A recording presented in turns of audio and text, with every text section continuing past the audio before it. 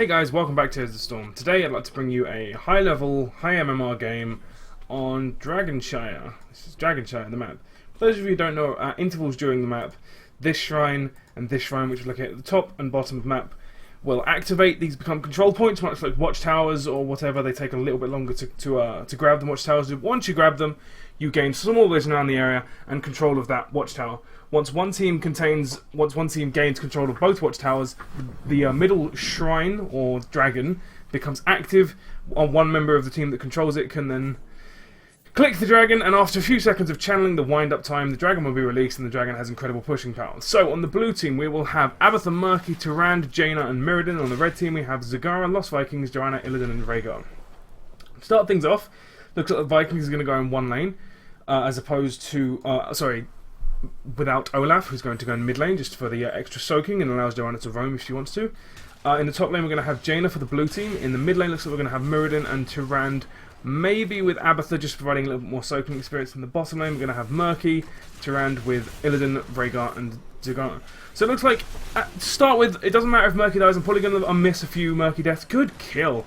God damn, that was a brilliant first kill. So I'm probably going to miss a few Murky deaths and a few Lost Vikings deaths. Apologies in advance for that. That was a brilliant kill. It forces Joanna to come in here just to cover this lane.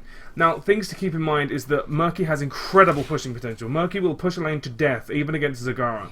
She will do incredibly well. Obviously, Zagara's done well to spread her creep so far. Looks like Murky might fall here, but he does have Abathur on him, so Abathur can always provide a little bit of extra cover. Now, if he gets dived on, it's probably going to be the end of him, and there he goes, but his egg is back at the fountain.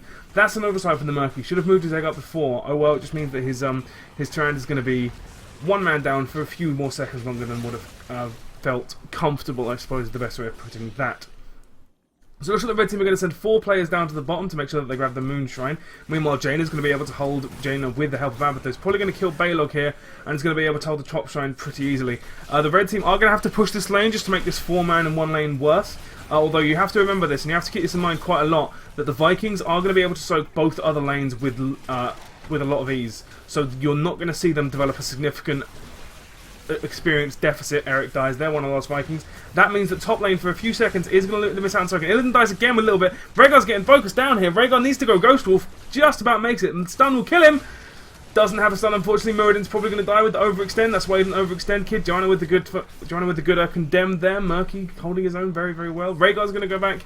And it looks like Johanna's going to return to mid lane. That was a fairly even trade. As you see, it's probably going to be 2-1, so it's nothing too major at the moment. There is level 4 talents, which in the early game can be surprisingly powerful. Look at Jane's going to come down, try and sneakily kill Johanna and deal with this shrine. Unfortunately, that stun didn't hit. Even if it did hit, it wouldn't matter because Johanna had the Unstoppable on. And Olaf's going to be able to interrupt this till the cows come home. Probably worth just killing him just to put the pressure on Johanna. But in the meantime, they have had to give up the shrine down bottom, while Murky is going to die in defending this, which I always think is worth. Particularly if you have an Abathur with you, his egg is very close by, so he's essentially getting free damage onto the Rhaegar and the Illidan there. And particularly with the Tyrande coming in to back you up, it's not too much problem. Mirrodin looks like he's going to be able to take top. Good stun on the Zagara, isn't going to be able to do too much. Eric goes down. Mirrodin's doing well in mid lane, top lane, and Jaina's doing well in mid lane. God damn, get your lane sorted. But back in bot lane, here we have, it looks like Murky about to die, but Abathur is on him, so Abathur's going to be able to provide all kinds of support. Not going to be able to cap that shrine too quick from the red team to get bottom shrine. It looks like, as per on this map, it's going to come all down to the bottom shrine. Who controls that controls the map. So it looks like Murky's just going to die, but it doesn't really matter. When you have an Abathur on, it just allows the Abathur to get free damage off them. When they don't have a healer, like Rhaegar's mana's running incredibly low. Obviously, they do have a healer in this fight. It's a lot more beneficial, but even without a healer, you're still going to be able to do a surprising amount of damage. Unfortunately, that stun didn't land. The Earthbind totem means that Murky is going to fall pretty much instantly. Illidan doing well to clear out the pufferfish there. And it looks like Johanna might be in a little bit of trouble, but it is Johanna. Never really thinks he's going to die too bad. Murky's might just run in again. I'm finally focusing on Murky a little bit just because Murky just runs in like a madman every fight. Probably going to die again down here. There's not much we can do about it. Nope, does well. Illidan does incredibly well to survive, and so does Murky. Looks like he's probably going to die here though. Nope, good bubble. Jaina's getting ganged up on. She's out of mana. There goes Murky. And down in bottom lane again. This map is still kicking off. Illidan can solo these at level 7, so that'll be interesting to see whether he does that. It looks like the blue team are kind of starting to force out. Mirrodin's doing an incredibly good job of just holding up top lane on his own. And Murky is going to try and force Rhaegar away. Illidan is either going to have to bail on this to help his team, or might just not be able to take this. It looks like he's going to be fine to take it. Johanna's come down. That means Jaina's on her own just with Olaf, which is an easy kill. Murky's going to die again. Illidan's doing incredibly well on this. Illidan's probably going to be able to take it with max health, but that is because Rhaegar, I imagine, has been able to get a couple of heals on him. Jaina's just kind of sitting in no man's land here. She wants to soak experience as much as possible, but she doesn't really want to spend too much time on it. It's a very good camp from Illidan. That's going to be massively decisive in this lane. It's going to make it almost impossible for the blue team to capture this shrine. And Murky is going to die once more. Eric goes down. Jaina's up top, Murky goes down. Muradin needs to be very careful here. He has 4 of them on him. Good jump away, managed to avoid the condemn, and that's going to be him safe.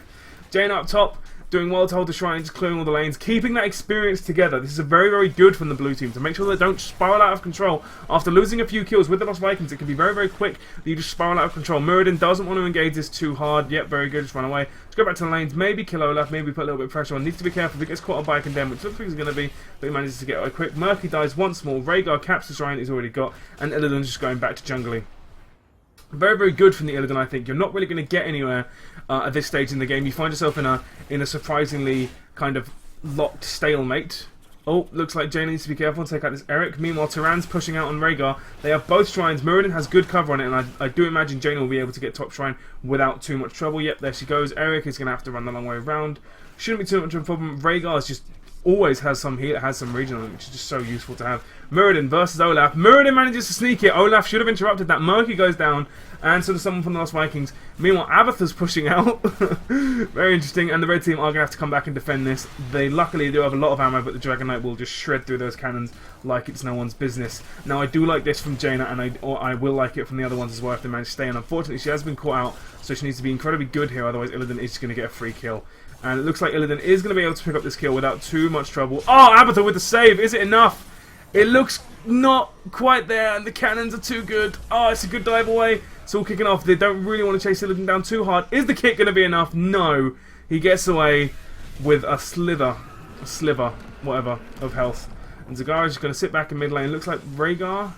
Oh, Murky with the ult doesn't quite get there. So ults are available now. This map has just kind of been non-stop, as this map tends to be at the early phase of this game. Abatha sitting dangerously close with one mistimed drop pod, and he will find himself revealed very, very quickly. Muradin's going to come back and clean this up, no problem. Olaf coming down. Tyrann's going to soak it. And there goes Rhaegar. Murky getting the Rhaegar kill. Very solid. I do approve of that. Apologies for missing that, but it is difficult to keep an eye on Murky. There goes Zagara, and there goes Murky. God damn, I'm missing all these kills. Tyrann's doing alright in mid lane, looks like blue team. So now in this phase of the game, the Dragon Knight's been, they're kind of waiting for the next Dragon Knight, and it's just kind of no man's land. So Illidan's doing a bit of aggressive jungling here. It doesn't look like anyone's going to be able to stop him, and he's going to be able to seize, this will seize the bottom section, which is very, very nice of them to grab. Murky and Abatha are chasing down this Joanna. I don't think they're going to be able to get her. They might do though. Oh, one more stab! Nope, unfortunately not. And Illidan, it's not really worth Illidan to chase this out to kill it, because like one miss move and you've lost all your health. And god damn, he got wrecked. That was brilliant burst damage there. That was totally worth. See, you don't really want to focus on a Murky, because a Murky can go invincible. Even if you kill him, the amount of damage he's going to deal to you probably isn't worth it. And because you're a melee character, because you dive, you find yourself overextended or alone, you're just going to die super quick. Muradin backing off here. Can't really 1v1 against the Zagara. Abatha's going to be able to take up the lane and do as much damage as possible, which isn't that much. Jaina's coming in. Murky caught out in no man's land, but again it is just Murky and Abatha jumping on him again. There goes Eric, just a nice little pick up there. And there goes Zagara with a great little stun and knockdown combo from the Jaina. See us choose the water elemental there to secure the kill, and Johanna's going to come up to make sure that this lane doesn't spiral out of control too fast. The water elemental is going to do a great job of clearing the lane. Johanna's retreated from that because she knows you can't get the top shrine. Let's go and team up, let's clump together. The laning phase could end here and now. It doesn't really, it's not really a big deal if it does, so let's just kind of see if we can make the most out of these shrines. Tyrann needs to be careful. She's going to be looking to get Tyrann. They're going to try and ignore the Murky as long as possible. That's a good metamorphosis, very aggressive. Does force the ult. Murky has forced this out as well, but she is going to die. Murky needs to follow up this just to really make it worse. But again, it's not really that big of a deal. And if Joanna dies, this is not worth. Very, very good. Very well played from the Rhaegar there. Muradin's coming in. If Jaina were to come down, she could probably pick up a few kills here, but by the time she gets it, it's probably not going to be worth. Good heal there from the Rhaegar. That's how much health Joanna has. Level 13 already doesn't heal her. Baelor goes down. Jane's going to push him to get Eric as well, I imagine. But down here, let's keep an eye on this fight. There goes Murky. Muradin's going to be a little bit aggressive here. I'm not sure I agree with this. He needs help from someone. Abatha's on him. That's going to help him a significant amount. Here comes Murky again. The red team needs to be very careful here. This could easily go bad for them. He doesn't have any escape, I don't think the Muradin does. It's a good stun. Illidan's going to be able to get away. Johanna with the good condemn, but an even better jump. There goes Illidan, and Murky's probably going to die as well. But As any Murky player will tell you, 1v1ing or 1-for-1ing as Murky is always good. Eric up here is going to be able to get the top shrine. That does mean that Jaina is going to have to cover this, a position that no Jaina wants to be in. But nevertheless, it does look like their team, the blue team, is going to be able to pick up the bottom shrine, which shouldn't be too much of a problem for them. Good Maw is going to mean that she doesn't die. However, she might still die if Duran has her arrow and it does come a corner at the wrong point. And it's a good dodge, but she still dies anyway. That's a great zoning potential. Good shield there from the Joanna to land that through the wall. Olaf's coming down. Not really sure what Olaf's going to be able to do here. Jaina's pushing forward a little bit aggressively. Olaf doesn't look like he's going to die. Doesn't look like there's much else going on the map. There goes Olaf. And Muriden's going to be able to push him with Joanna. Oh, the burst! The burst on that. And that means he's going to have a one-man longbow, which of course is still somewhat dangerous, but nothing too bad. Murky's going to drop, unless he gets a good bubble, which of course he does, because Murky's incredible.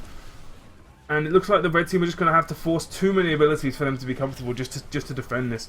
And they don't even have the shrines to back this up. And this is a Ultimate Evolution Jaina, so this is essentially free damage on the team and free damage on the fort if they choose to do that. And I'm pretty sure that was Abathur just feeding, just to make sure that he could get back and jumping on people to a more beneficial role as soon as possible.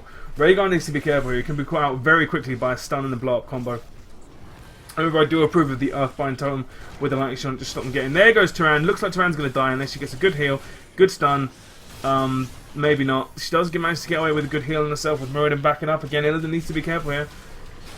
There goes Eric. Illidan seems to be fine. Muradin should be fine to get away here. Shouldn't be too much of a worry. I'm sure he has a jump. Yep, there it goes. And yeah, and now Jaina's going to come in from the back. I imagine going to try and get some free damage off. Maybe looking at that Zagara would have been quite useful, but I'm not sure. Zagara does appear to be on the way to bottom.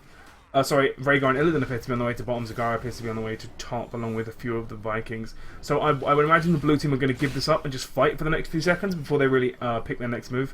It looks like the next move is going to be to attack top shrine, with Murky kind of buying as much time down bottom as possible. Again, the March of the Murlocs is going to do a significant amount of damage very, very quickly. And if he's not careful here, Illidan could die, forces the ult, which I would say probably isn't worth a Murky life for an ult. Murky is going to be up straight away. And Zagara dies at top lane, I imagine. And it looks like Johanna isn't going to be in too much of a trouble to leave this unless she gets body blocked or a good stun, with Eric coming in with a stun to get her away. It looks like she's still going to die though, because it's a good blizzard. Overextension there, and she still loses the shrine anyway. And there goes Eric just for his trouble. So Illidan isn't going to be able to stop Murky from taking this camp. What he's going to try and do here is fight for it, but it's 2v1. Basically, it comes down to whether the bubble's going to be good enough and whether the pufferfish and the abilities that follow it up are going to be good enough. And it looks like they are going to be good enough. Grabs a shrine, grabs Illidan for his trouble as well. It's a gamble. When you have an Abathur and a Murky, the fight is to kill the Murky before the Abathur can do as much damage to kill you. And then people just tend to forget that Murky can hit like a bit of a truck, and if he takes the right spec and has the Abathur taking the right spec as well, you have to kill him 3 or 4 times over before you do actually manage to keep him dead long enough for you to finish with the shrine and cap it. Remember, you can't jump on the Dragon Knight, so Abathur's going to have to back him up using a very vulnerable, very squishy minion.